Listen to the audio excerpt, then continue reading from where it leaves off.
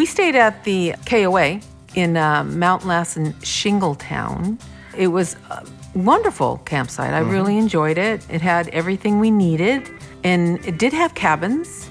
We used RV sites. They had tent sites, so they had a little bit of everything.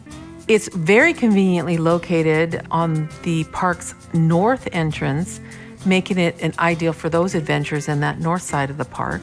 A tip, though, is plan your food in advance because there's not any restaurants available.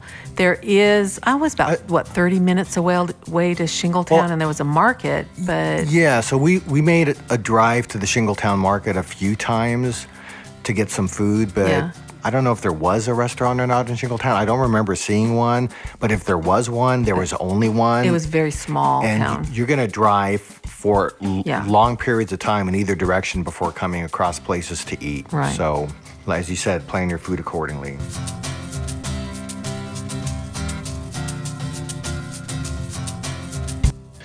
We've been staying at the Mt Lassen Shingletown KOA nearby the entrance to Lassen Volcanic National Park. We've enjoyed our stay here. I'm going to take you on a tour of this campground so you can see what's in store for you if you choose to stay here, if you come to visit this national park. Okay, so this is a view of our campsite where we have our rig. You can see it's got decent amount of shade. There's a picnic table. There's a fire ring. The site is fairly level. We did use a couple of blocks on one side of the Airstream to lift it up, but it's still generally level, and most of the sites seem to be so. Now also take a walk. So there's several different types of sites for people to stay in here. There's several pull-through sites for RVs. There's back-in sites for RVs. Then you also have some tent sites, and we're going to go take a look at one of those next. They're nice. They also come equipped with a picnic table and a fire ring, and most of them are fenced, so there's a bit of privacy there as well. So here's one of the tent sites.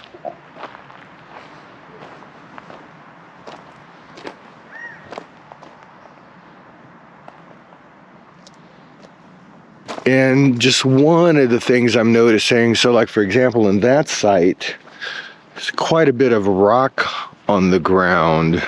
And I'm looking at some others, they're not all that way. But if you have a tent, you don't want to be sleeping on rock. So you definitely want to have a mat with you that's between you and your sleeping bag and the ground. So this one's a little bit better.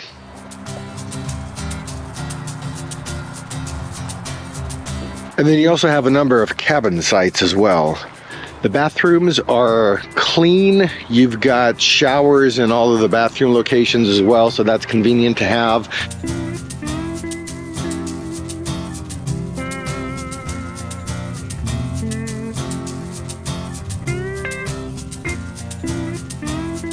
Some of the RV sites, it looks like, do have sewer, so it's mostly full hookup. I think our site only has water and electric, and for sites like ours that don't have sewer at the location, just before the exit there is a dump station here, so one way or another you do have access to dump. In the back of the main office there's a laundry, so if you need to get some laundry done you can do that here as well. And then there's a utility sink out back as well. So this is going to come in handy, probably particularly for tent campers who don't have access to sink, water, etc. And it also looks like there's access to propane, which we're going to have to take advantage of sooner than later. So that is handy to have access to. I'm sure you just go into the store and then make the arrangement there to purchase a fill up on your propane tanks. The store is open till 8 p.m., at least during our visit. We've been going there for ice cream in the evening, so that's been nice. But they only have so much in terms of grocery-ish type items. It's mainly like some snacks. In fact, even one night I was dealing with a headache and I needed to get some Tylenol. I ended up getting the very last 3-pack of Tylenol. So if you do want groceries, you are going to have to go up the road just 5 minutes into Shingletown. There's a store there called Reed's, and it's a market, and if you need vegetables, milk, sodas, meats, all the stuff you'd get at a grocery store, you're going to find that up the road. So that's another thing that's nice about this location. It's the proximity to the grocery store.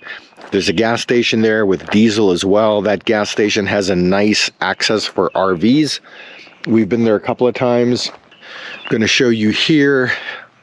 We are on the east side of the campground. There's a little covered kind of a picnic area, if you would.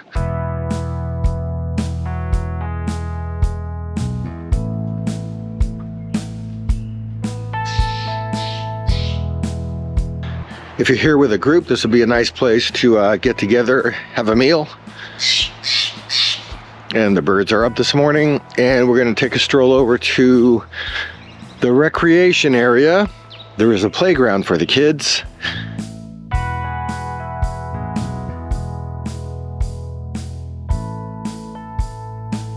All kinds of fun there. And then just next to that, you've got a swimming pool available too.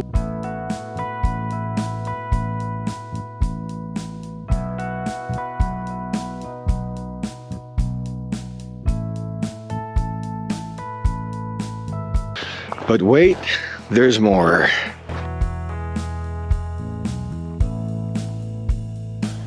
So at the south end of the campground, there's a wooded area, and you've got a nice walking path that goes around here. We've taken it just about every night that we've been here.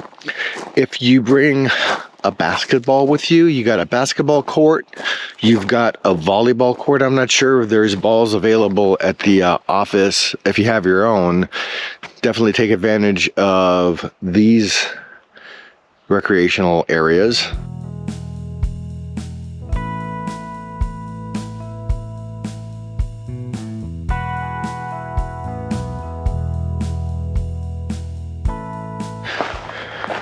And just stumbled across this. There's even a horseshoe area if you want to play horseshoes.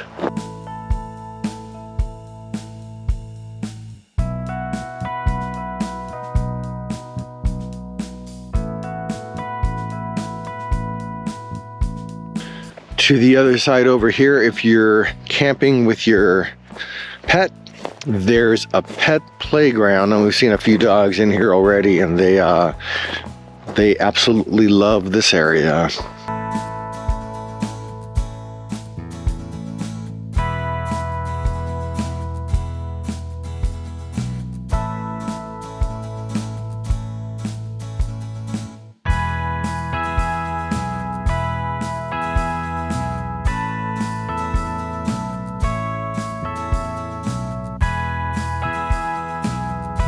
So there's Camp Canine for you to bring your furry friends. Now, one of the things I don't think that you're going to find on some of the other review sites, it's always good to know if you're out in the woods, there's wildlife out here, right? We did see a deer cross the road, dart in front of us when we were driving out to the national park the other day. So ancillary to the park here, but you do want to keep your eyes open for that. But in the park, be very, very on watch for bear. Oh my gosh, there's one right here.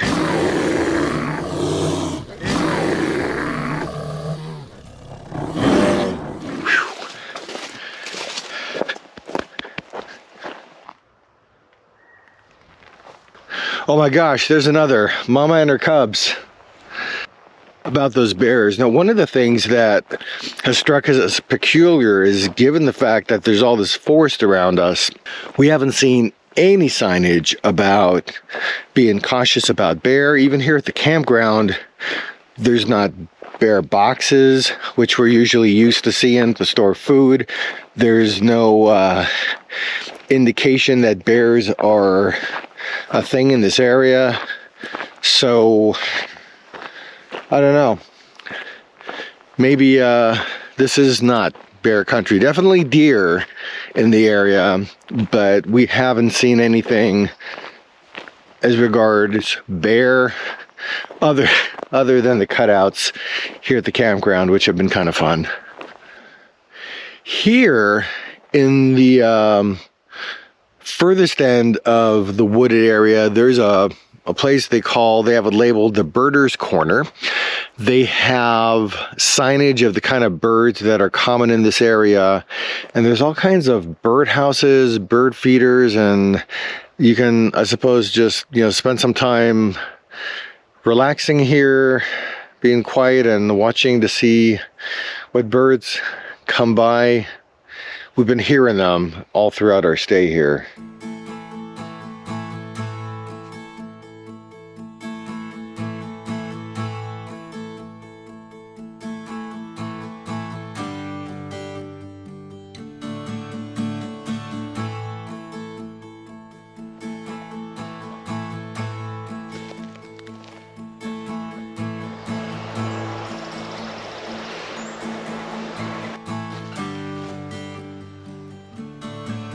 We've even seen a few birds pop out of some of the birdhouses that are on the grounds over here. So they have taken advantage of the birdhouses.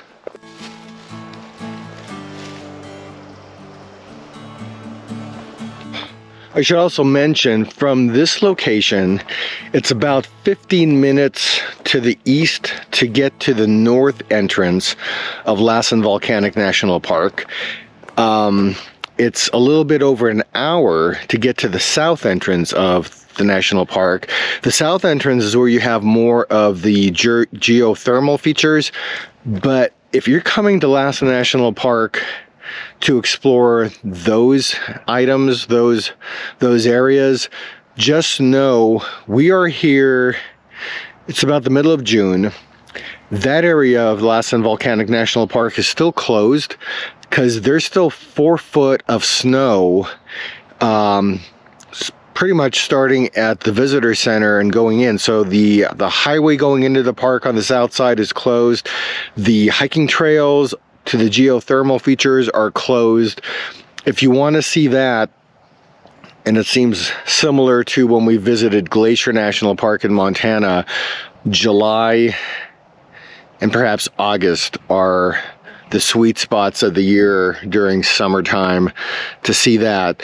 This time of the year in June, the north part is mostly open. The road that goes into the national park has closed after so many miles into the park.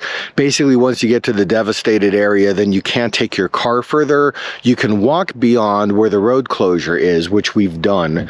But this is one of those national parks that, depending on what month of the year you come, you're going to have different experiences available to you and certain experiences not available to you. But if you come here, we've really enjoyed our stay at the KOA nearby. So hopefully this overview has been helpful to you. Again, this KOA, Mt Lassen Shingletown, well worthy of a consideration, a nice place to stop when you're visiting the national park. Hey, so Julie, when you were out washing your hair, I was giving the folks a tour of the KOA campground. Any thoughts from you about this place? Oh, well, I like the forest areas. I love being in the forest. So if you like that, it's a wonderful campground for that. Lots of stuff for kids. If they're kids, especially if they bring bikes, now this little slalom thing they can go on. There's a fantastic pet area. So this is very, very pet friendly. And it's a caged area for all kinds of, it's like a playground for a dog. It's really cool. And they just have a lot of fun things to do, quiet. I mean, with all the campers that are here, it's super quiet. So I liked it. Yeah. Would you stay here again? Yes, I would.